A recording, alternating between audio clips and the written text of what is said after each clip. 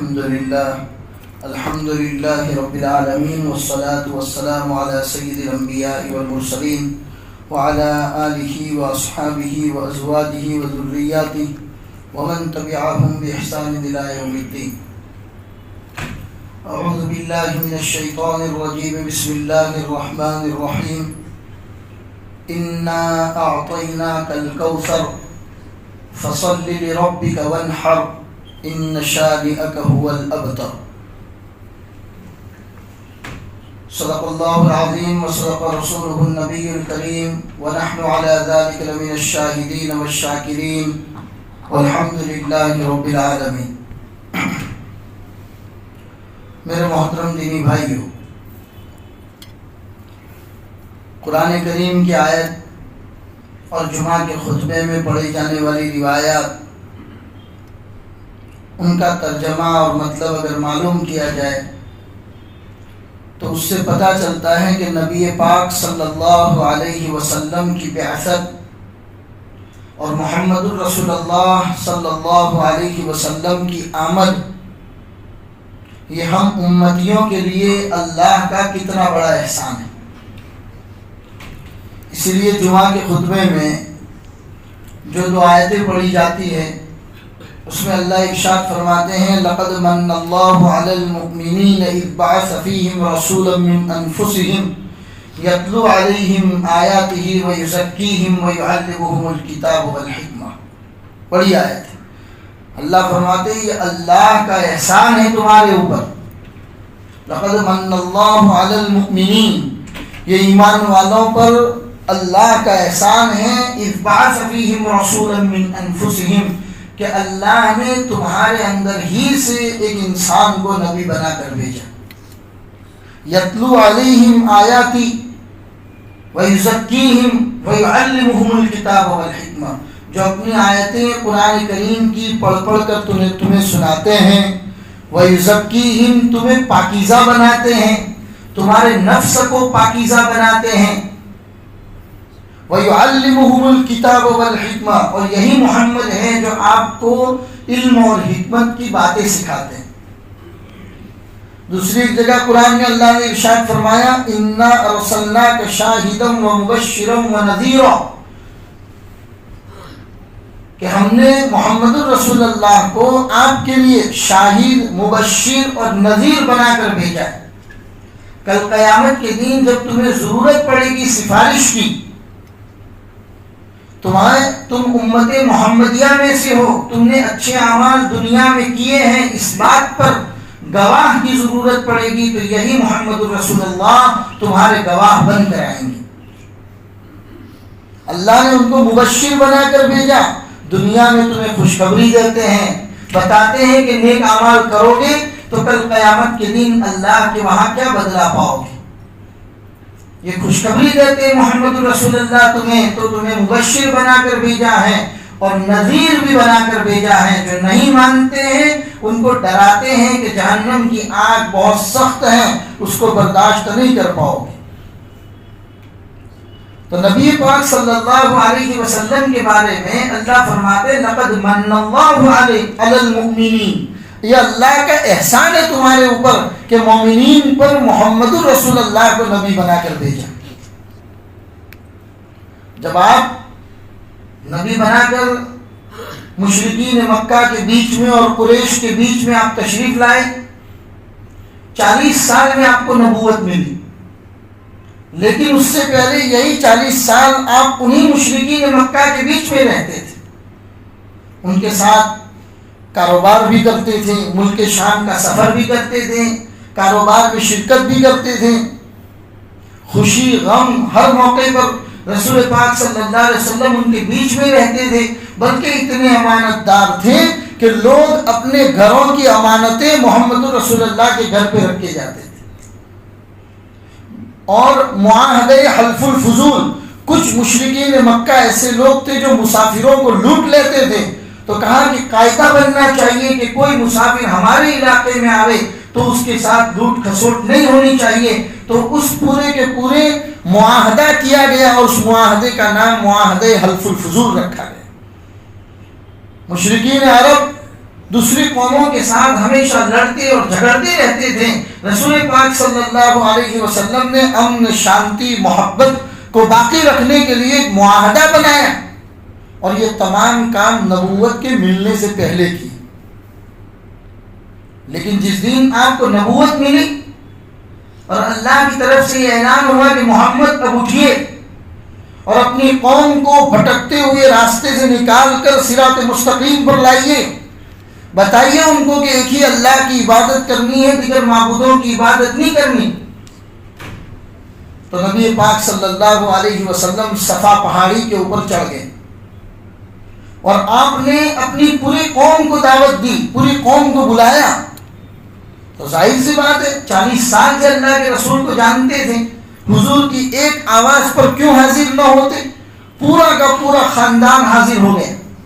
آپ نے فرمایا ہے میرے قوم کے لوگوں، اے قریش کے لوگوں، اگر میں تم سے یہ کہوں کہ اس پہاڑ کے پیچھے، جس پہاڑ پہ میں کھڑا ہوں، اس پہاڑ کے پیچھے ایک دشمن کا لشکر ہے اور وہ ابھی تم پر حملہ کرنا چاہتا ہے، تو کیا تم لوگ میری بات کو مانو گے؟ تو لوگوں نے کہا یا محمد، ہم کیسے آپ کی بات نہیں مان سکتے، ہم برسوں سے آپ کو جانتے ہیں، آپ بات کے سچے ہیں، آپ امانت دار ہیں، کبھی فضول بات آپ نہیں کرتے ہیں، پھر ہم آپ کی بات کا انکار کیسے کریں گے؟ آپ جو بھی کہیں گے سچ کہیں گے۔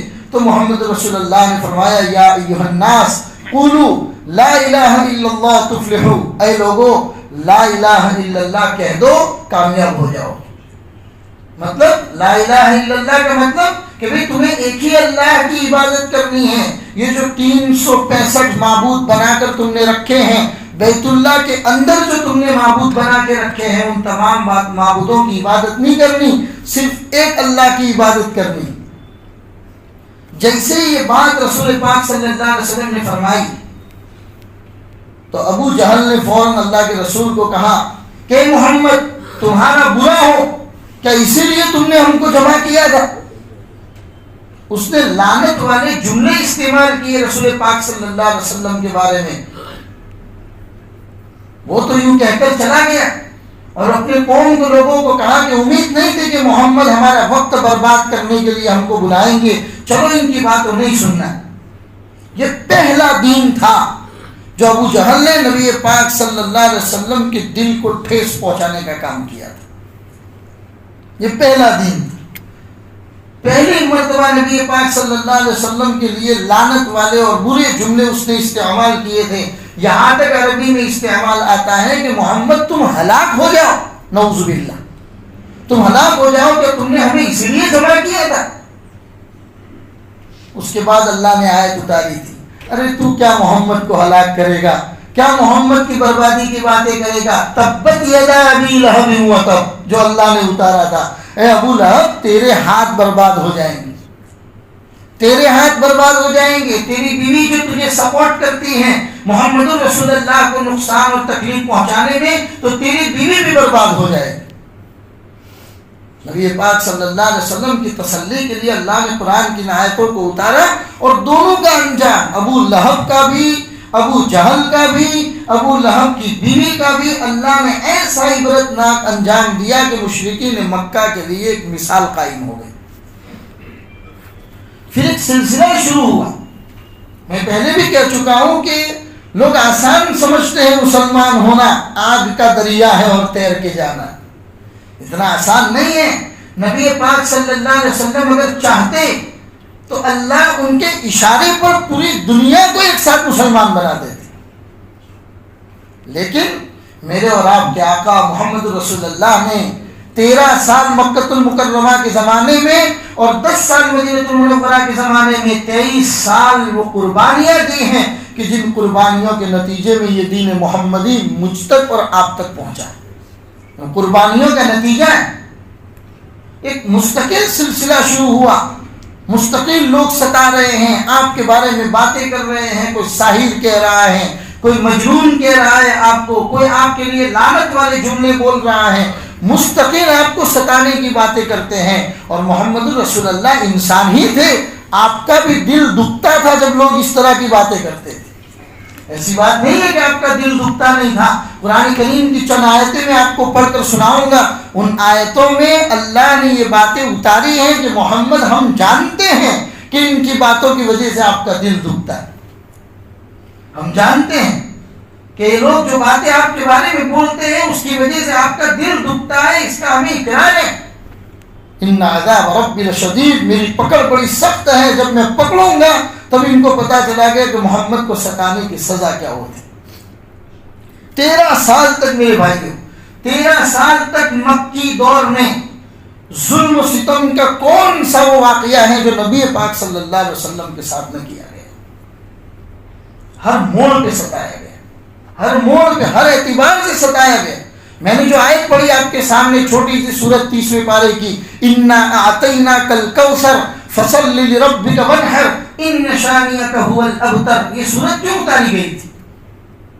جس وقت نبی پاک صلی اللہ علیہ وسلم کے بیٹے حضرت ابراہیم کا 2 سال کی عمر میں انتقال ہو گیا، آپ کے صاحبزادے حضرت طیب کا انتقال ہو گیا، قاسم کا انتقال ہو گیا. نبی پاک صلی اللہ علیہ وسلم کی 4 بیٹیاں بچی، بیٹا کوئی نہیں بچا. تو مشرکین مکہ نے آپ کے بارے میں باتیں کرنا شروع کر دیا.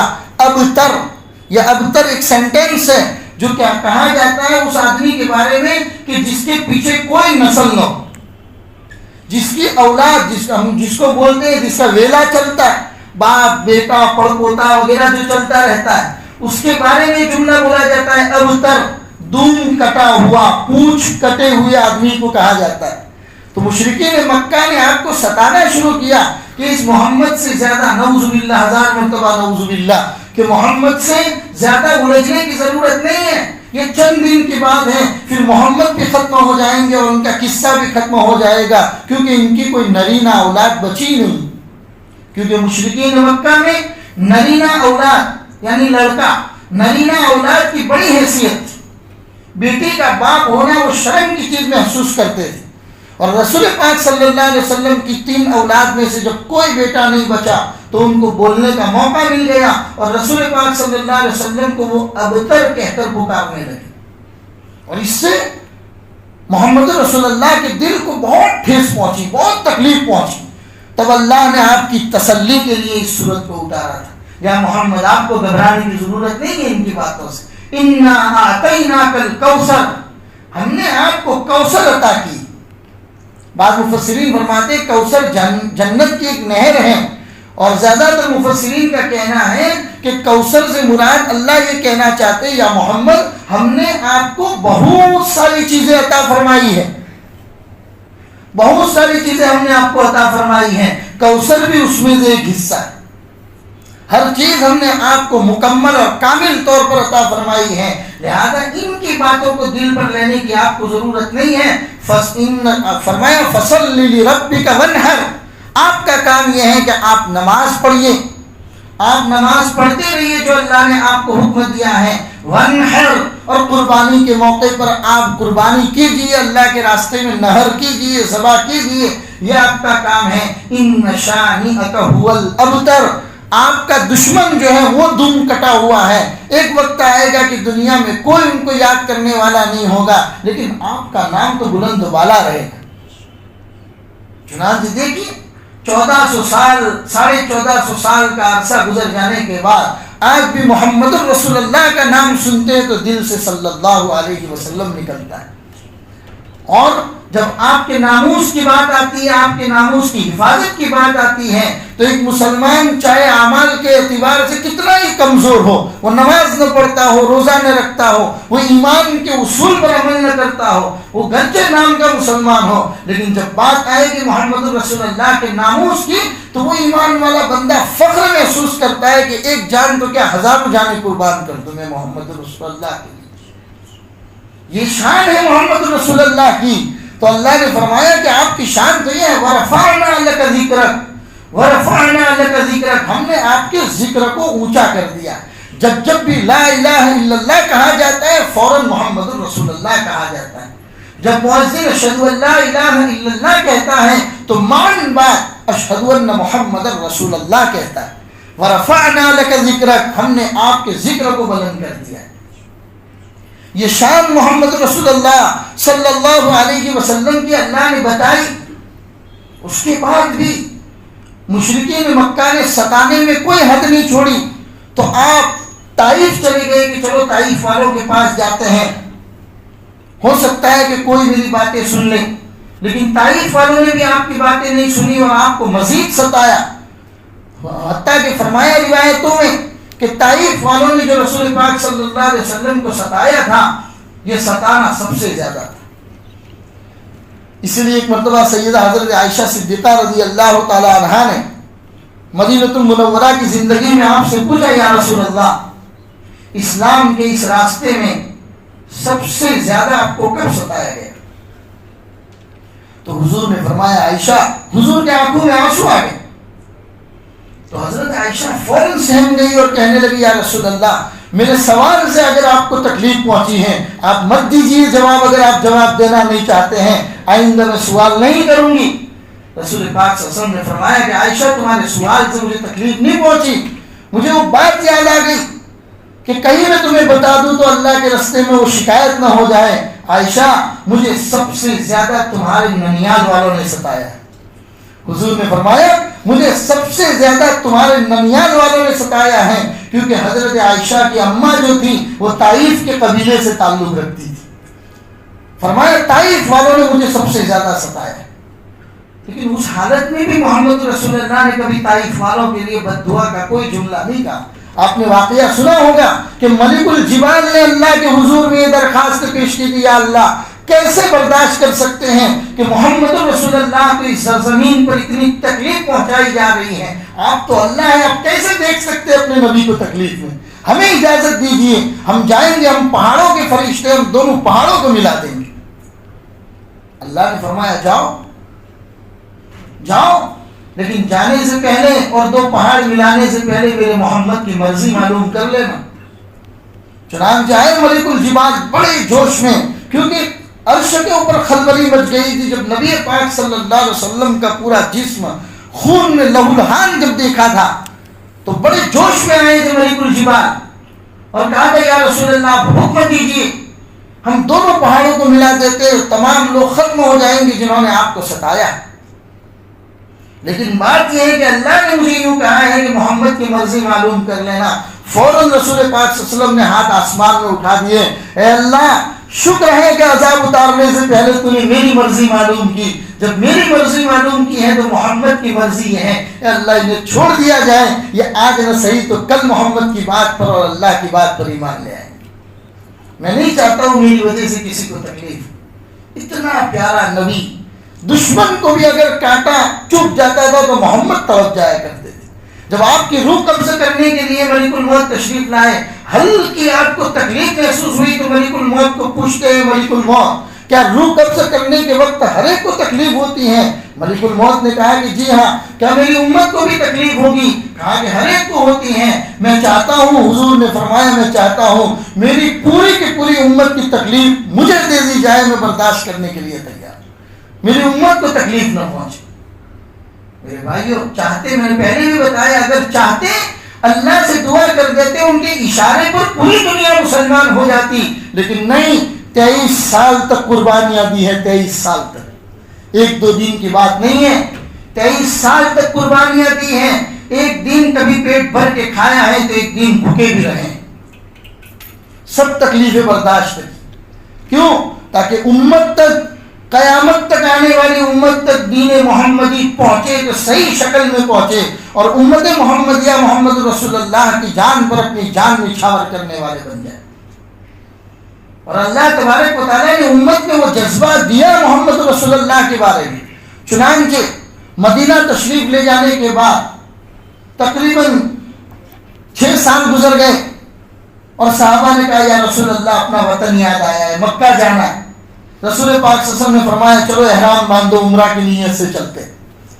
جب عمرہ کرنے کے لیے گئے، مکہ والوں نے آپ کو مکہ میں داخل نہیں ہونے دیا، مکہ کے باہر آپ کا راستہ روک دیا اور کہا کہ نہیں، ہم کسی بھی صورت میں آپ کو مکہ میں داخل نہیں ہونے دیں گے، ہماری ناک کٹ جائے کہ ہم محمد سے ہار گئے، ہم آپ کو داخل نہیں ہونے دیں گے۔ چنانچہ لمبی بحث چلی، اس کے بعد صلح ہوئی. صلح کرنے کے لیے عروہ بن ثقفی جو بعد میں مسلمان ہوئے لیکن اس وقت مسلمان نہیں ہوئے تھے، وہ عروہ بن ثقفی قریش کی طرف سے میسنجر بن کر آئے تھے اور محمد رسول اللہ اپنے صحابہ کے ساتھ بیٹھے ہوئے ہیں. انہوں نے پورا صلح صفائی ہو گئی. جب واپس مشرکین مکہ کے پاس گئے تو کہا کہ پتہ نہیں چلتا محمد نے ان کے ماننے والوں پر کیا جادو کر دیا ہے. محمد جب بولتے ہیں تو ان کے الفاظ لوگ اپنے ہاتھوں میں لے لیتے ہیں. محمد وضو کرتے ہیں تو ان کے پانی کا ایک قطرہ ان کے ماننے والے زمین پر نہیں گرنے دیتے. محمد اگر اپنا لعاب مبارک نکالتے ہیں تو لوگ ہاتھوں میں لے کر اپنے جسم کے اوپر ڈال دیتے ہیں. اور میں نے دیکھا محمد رسول اللہ کے پاس بیٹھے ہوئے ان کے صحابہ حضور کے سامنے نگاہ سے نگاہ ملا کر بھی بات نہیں کرتے. یہ عروہ بن ثقفی کا بیان تھا، یہ ان کا اوپینین تھا جو انہوں نے قریش مکہ کو جا کر بتایا تھا کہ پتہ نہیں چلتا محمد کے ماننے والوں میں کیا بات ہے، وہ اپنا سب کچھ قربان کرنے کے لیے تیار ہے. اور بخاری شریف کی روایت بھی ہے، نبی پاک صلی اللہ علیہ وسلم نے خود یہ روایت بیان فرمائی کہ تم میں سے کوئی آدمی کامل مومن نہیں ہو سکتا جب تک کہ اس کو میں اس کے والدین، اس کے بچے اور اس کے رشتہ داروں سے زیادہ پیارا نہ بن جاؤں تب تک وہ کامل مسلمان نہیں ہو سکتا.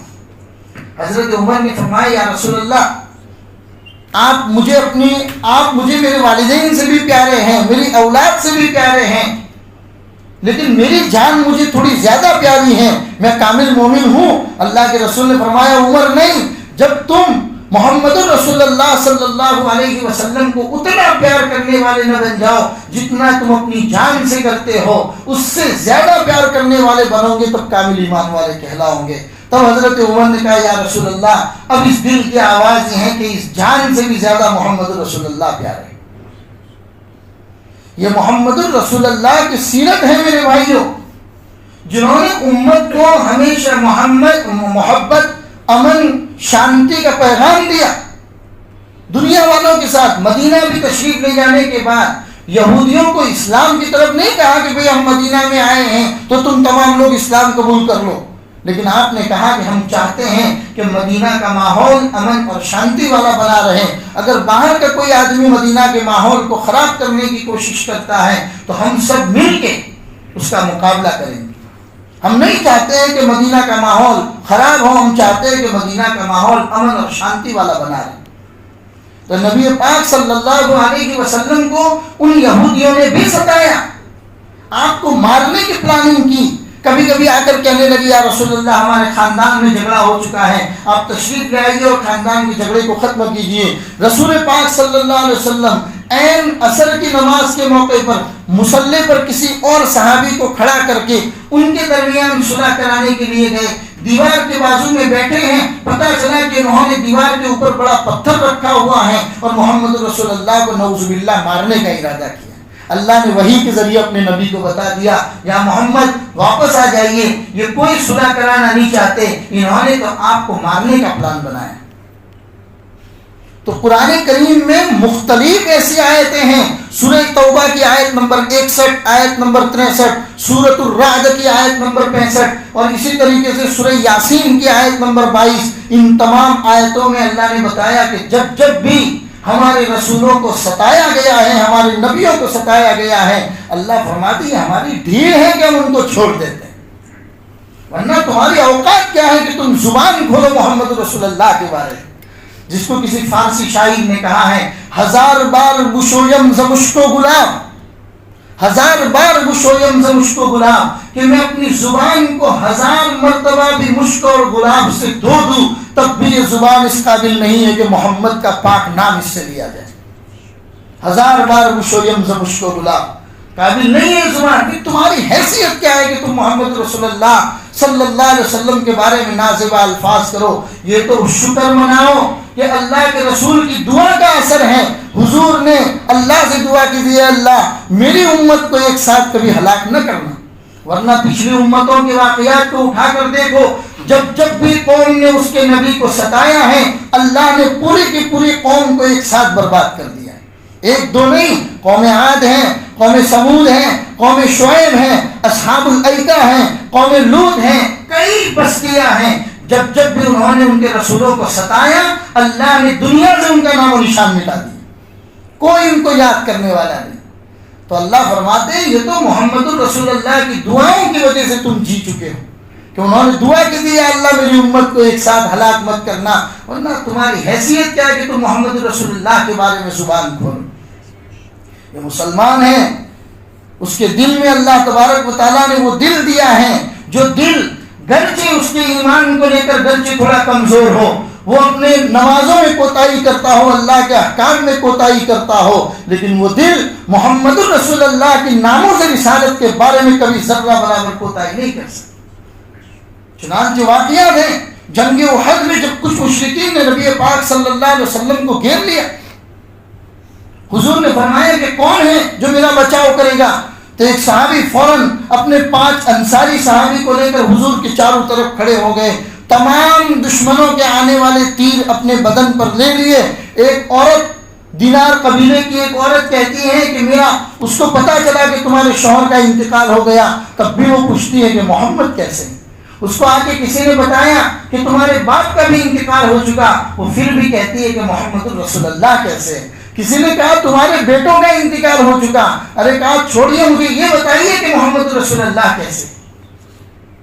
جب صحابہ نے بتایا کہ محمد رسول اللہ صحیح سالم ہیں تو کہا نہیں میں دیکھنا چاہتی ہوں۔ جب اللہ کے رسول کو صحیح سالم دیکھ لیا تو کہنے لگی حضور کا صحیح سالم ہونے کے سامنے دنیا کی تمام تکلیفیں ہیں، سب برداشت کرنے کے لیے تیار۔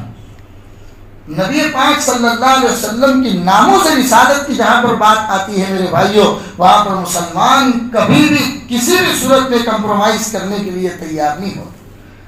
یہ دعوت ہے، اور اللہ تبارک و تعالیٰ کی طرف سے جو قرآن کریم کی آیتیں میں آپ کو پڑھ کر سناؤں، جس میں اللہ تبارک و تعالیٰ فرماتے ہیں وَمِنْهُمُ الَّذِينَ يُؤْذُونَ النَّبِيَّ وَيَقُولُونَ هُوَ أُذُنٌ قُلْ أُذُنُ خَيْرٍ لَكُمْ يُؤْمِنُ بِاللَّهِ وَيُؤْمِنُ لِلْمُؤْمِنِينَ وَرَحْمَةٌ لِلَّذِينَ آمَنُوا مِنْكُمْ۔ اللہ سورۃ التوبہ کی آیت نمبر 61 میں فرماتے ہیں کہ تم میں سے کچھ لوگ ایسے ہیں جو نبی کو تکلیف پہنچاتے ہیں، اور یہ آیت اس وقت اتری تھی جب مدینہ کے جو منافقین لوگ تھے اللہ کے رسول صلی اللہ علیہ وسلم کی مجلس میں بھی بیٹھتے تھے اور باہر نکل کر آپ کو تکلیف پہنچانے کی باتیں کرتے تھے۔ کوئی ان کو کہتا کہ اس طرح کی باتیں مت کرو، اگر محمد سن لیں گے تو کیا ہوگا؟ تو وہ کہتے تھے محمد تو کان ہے، یہ اللہ نے فرمایا وَيَقُولُونَ هُوَ أُذُنٌ، محمد تو صرف کان ہے، یعنی ہم جو کہتے ہیں محمد سن لیتے ہیں۔ تب اللہ تبارک و تعالیٰ نے فرمایا قُلْ، انہیں کہیے اذن خیر لکم، جب تک محمد کان ہے تب تک تم لوگ بہتر ہو۔ اچھا ہے کہ محمد تمہاری ہر بات کو سن لیتے ہیں، جانتے سب کچھ ہے کہ تم میں سے منافق کون ہے، جانتے سب کچھ ہے کہ تم میں سے کون تکلیف پہنچانے آیا ہے، لیکن محمد کو اللہ نے دل ایسا دیا ہے کہ وہ اپنی ذات کے لیے کسی سے بدلہ نہیں لیتے۔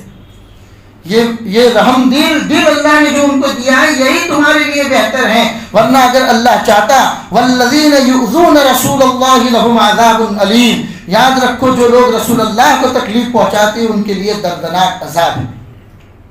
پھر سورۃ التوبہ کی آیت نمبر 63، اس کے بعد اللہ نے فرمایا الم تعلموا انہ من یحادث اللہ ورسولہ، کیا تم جانتے نہیں ہو جو لوگ اللہ اور اس کے رسول کو تکلیف پہنچانے کا کام کرتے ہیں فإن له نار جہنم، ان کے لیے جہنم کا عذاب ہے، خالدین فیہا، اس میں ہمیشہ ہمیشہ رہیں گے، ذالک الخزی العظیم، یہ سب سے بڑی رسوائی ہے۔ چنانچہ آپ تاریخ اٹھا کر دیکھیے میرے بھائی، جب بھی قوم کے کسی بھی آدمی نے محمد رسول اللہ کی ذات پر یا آپ کے کیریکٹر پر سوال اٹھانے کی کوشش کی ہے، دنیا نے اس کو جب بھی برا کہا ہو اس کے گھر والوں نے سب سے زیادہ اس کو برا کہا، اس کے معاشرے میں بھی اس کی کوئی عزت نہیں رہتی۔